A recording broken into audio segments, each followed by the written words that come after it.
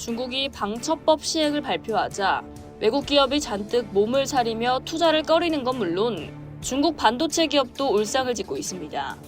국가 안보를 강화한다는 명분 아래 개정된 법이 기업의 정상적인 경영 활동을 방해하기 때문입니다. 안 그래도 실적 부진에 시달리는 터라 반도체 굴기가 다시 한번 꺾일 것이라는 우려가 나오고 있습니다.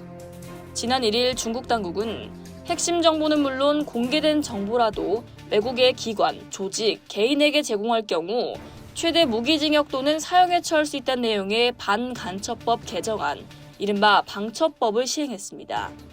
국가 핵심 기술이 대거 포함된 반도체는 특히 요주의 대상인데요. 올해 1분기 주요 반도체 기업의 절반 이상이 적자를 내는 등 주춤해진 중국 반도체 업계가 또 한 번 자국 정부에 의해 발목을 잡히게 됐습니다. 통상 중국 반도체 기업 관계자는 언론과의 질의응답을 꺼려왔습니다.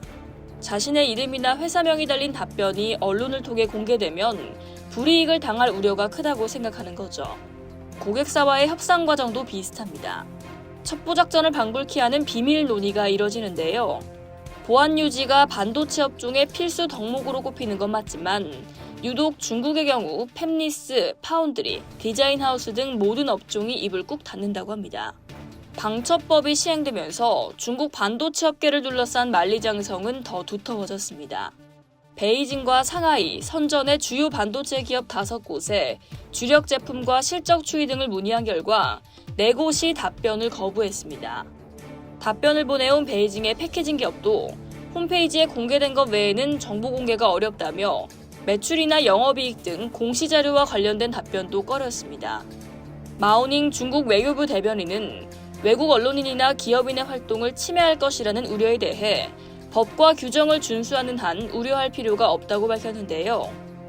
그러나 외국 기업은 물론 자국 기업도 방첩법을 의식해 움츠러드는 게 현실입니다.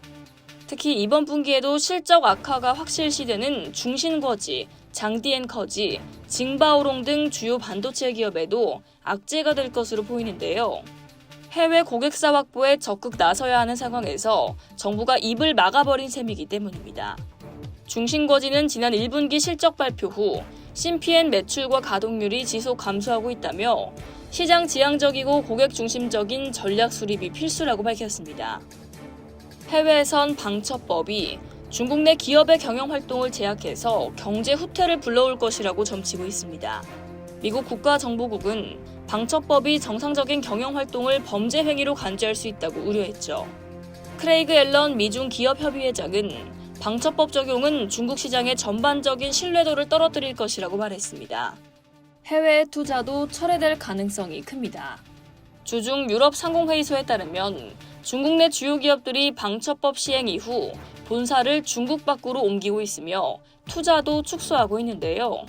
엄격한 보안 통제 조치와 더딘 경제 성장률이 악영향을 준 거죠.